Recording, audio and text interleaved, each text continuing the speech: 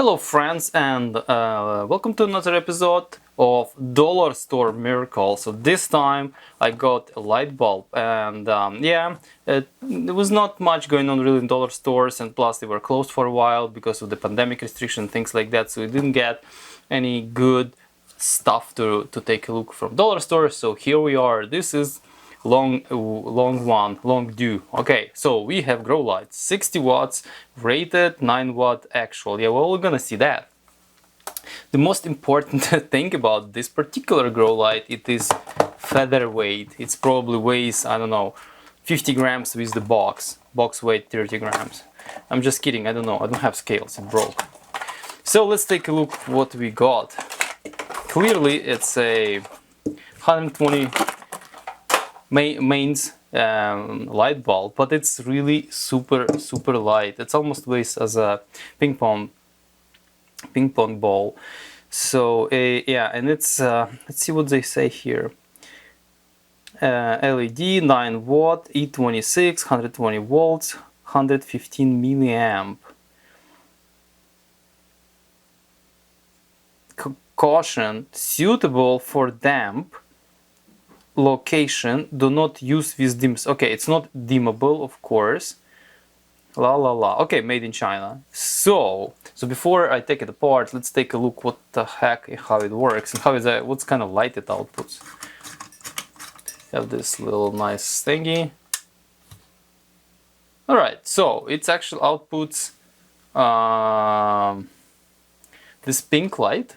It's really hard problem. Let's do reflection. So it's look like a color balance here. It's not exactly the same as in real life, but it's sort of this kind of pinkish light. It's actually pretty bright, I would say. If you look at like this, it's actually blinds you. Okay, that's good. So now part number 2. Let's take our kilowatt thingy and see. Okay, wattage. Sure, 9 point is like 10 watts.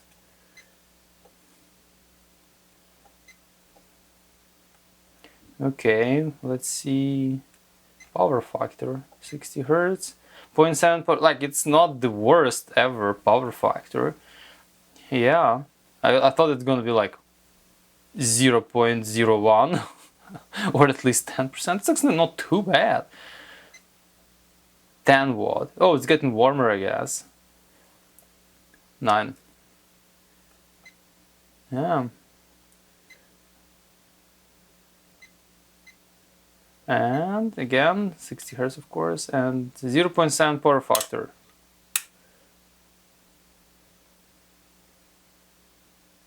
Oh, what? Oh, of course. Yeah, it's interesting. This thing actually measures power factor 1. Yeah, I didn't realize that. Oh, it's interesting. It got me here unexpectedly. All right, so okay. Curious what kind of capacitor is here.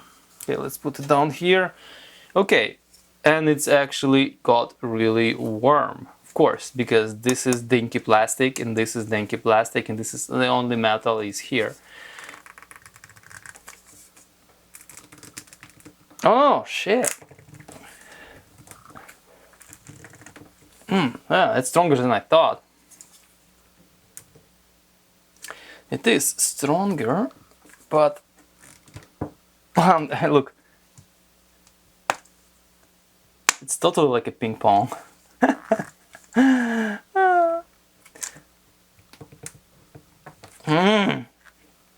Okay, so I thought I'm gonna break it because actually some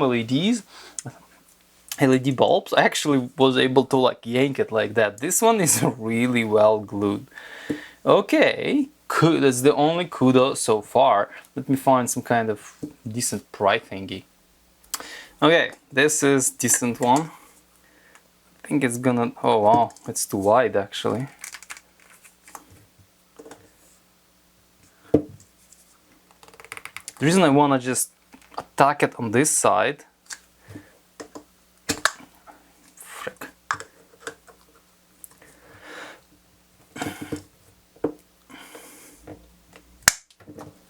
Okay, well, kind of plastic is this? This actually sounds like a...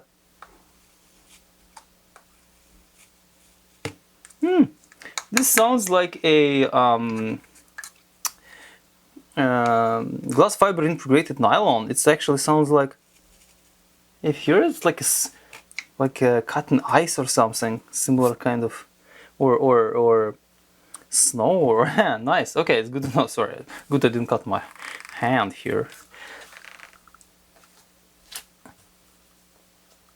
Okay, I was able to... Oh, alright, so I can just like slide it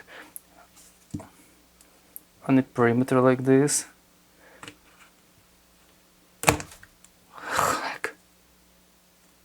Scratch myself, shit.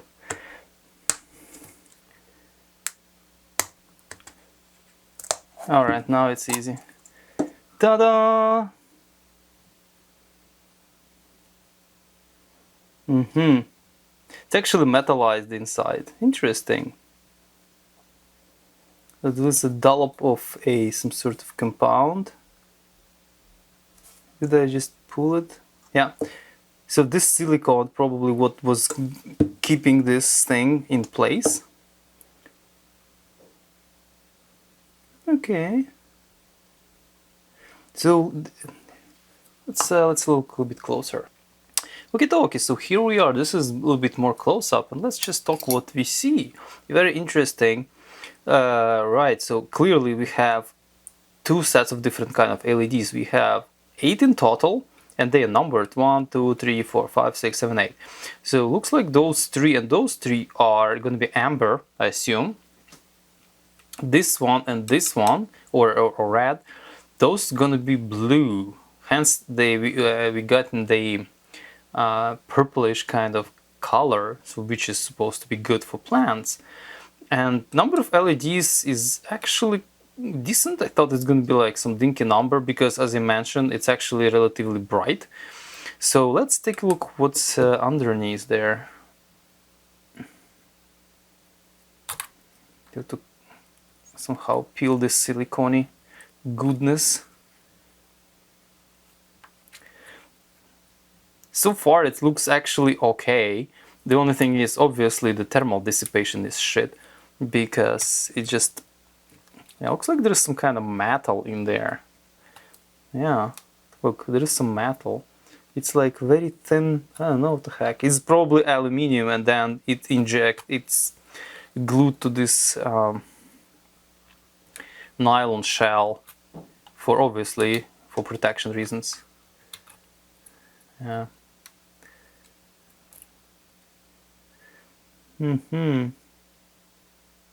Looks like this is just inserted right here, right? I think I would be able to pull this little board out of this socket, but before I do that, let me see if it's actually pullable. Looks like it's moving. I just need pliers just to help me here because I don't want to break the board or anything like that. Okay, with help of these little pliers, I'll try to kind of yank it. Whoopsies, not that I want to do this. I thought I could... What's this? Oh, I see. It's very interesting. So this looks like they are claw into these wires. Very interesting way of interconnect.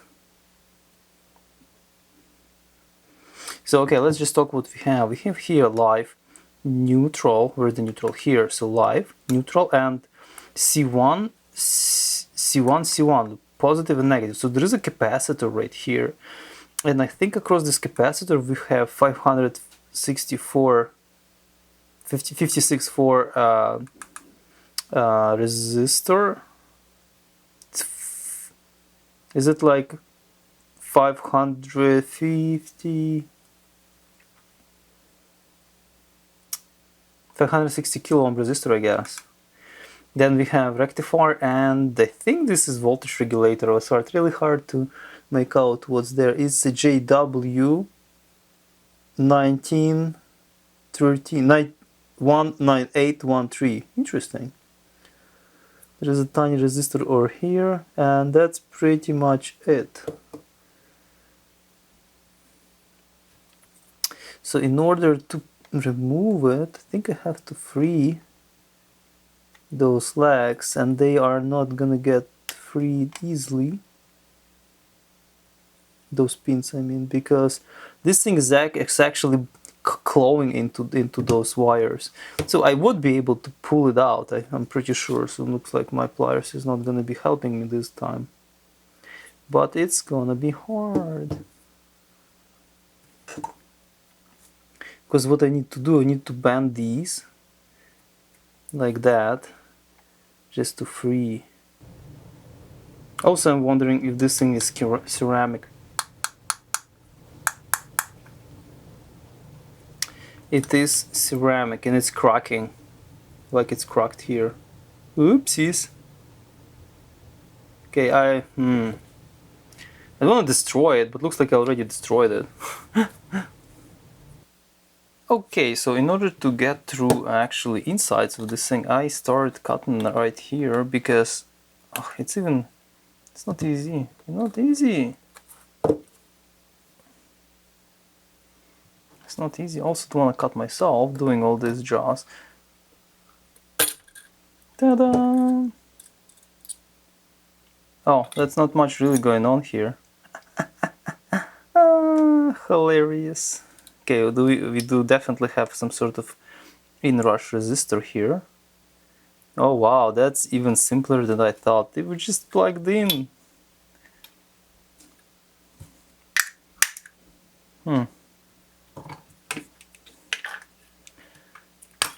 Okay, that was easier. Okay, here we are. 110 microfarad, 200 volt, 130C. That's actually pretty. Oh, it's glued, the cap. Okay, sorry, now went off. So we have inrush resistor. Curious, what is that? What made me measure the resistance of this? Inrush resistor fusible. Oh, it's supposed to be also fusible. 34 ohms. Yeah. Okay, so and then we have the capacitor, and I'm actually happy to see it. It's rated for 130C. I'm not sure if it's true rating or some kind of joke, but yeah. So this capacitor is, I'm not sure how long it would last, but that's not too bad. So yeah, it was plugged in right here. So we definitely have this aluminum backplate, and this is, it's actually, I like this board. It's aluminum heatsink on the back, and there's some kind of substrate. Clearly there is some insulator between aluminum plate and all this stuff. So yeah, it's not too bad. A little bit of aluminum going on right here.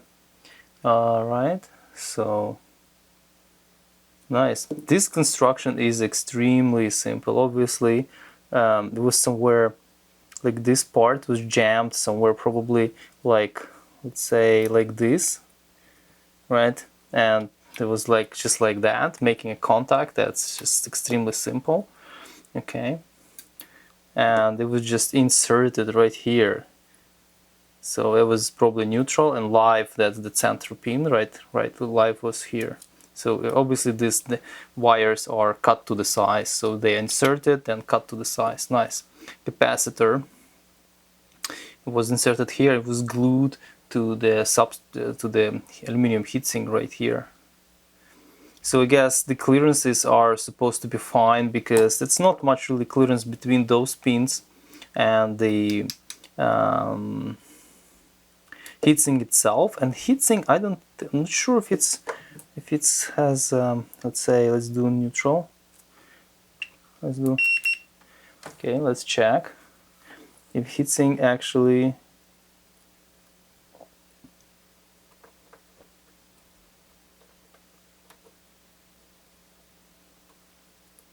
heatsink is completely insulated.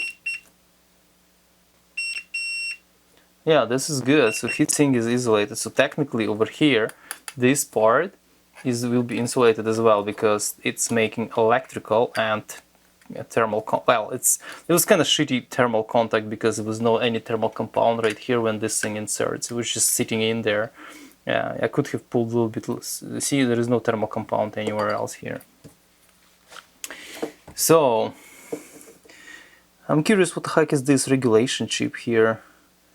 Doesn't say much on it. Obviously bridge rectifier. So we have 8 LEDs and this thing is rated 9 watts. So we are dissipating quite a lot on these LEDs. So I'm not sure if how long they're gonna last with this sort of power rating, because it's like more than 1 watt per LED. So yeah. And this little resistor over here, it's part of this regulation circuit, and it's rated to 7.5 ohms. Yeah, 7.5 ohms. The 7.5 ohms actually current limiting resistor right here. It's teeny tiny resistor. So and again, I'm not sure if I can properly calculate the actual current going through, but over here it states 115 milliamp.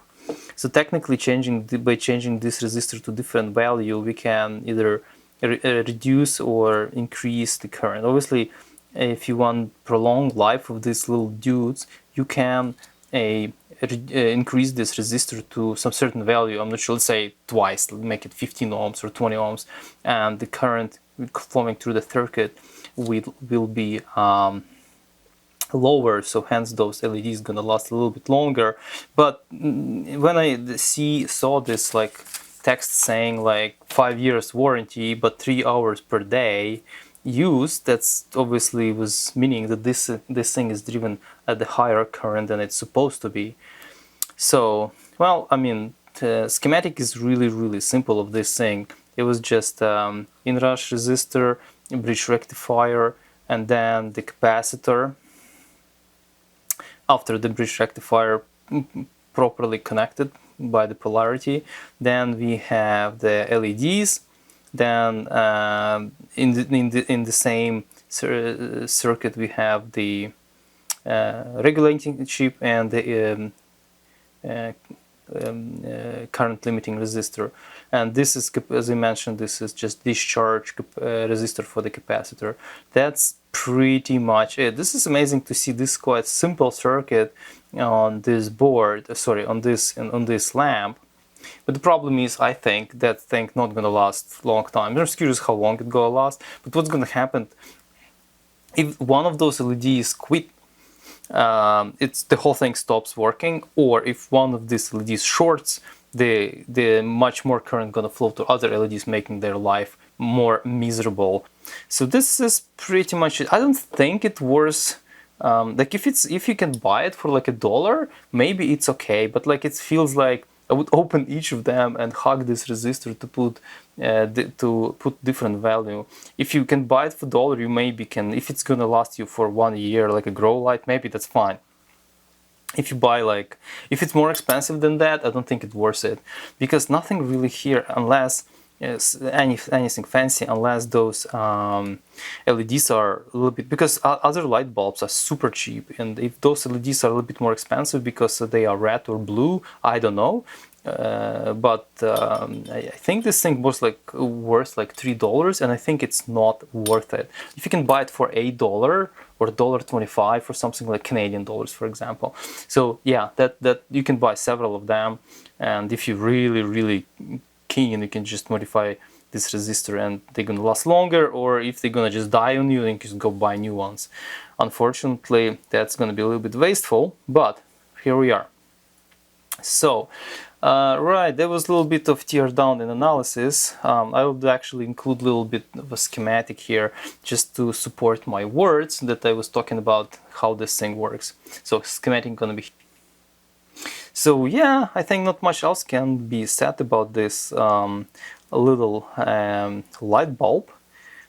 So yeah, it can be useful. I'm not sure how much light it produces in comparison to any other LEDs of similar wattage, probably less.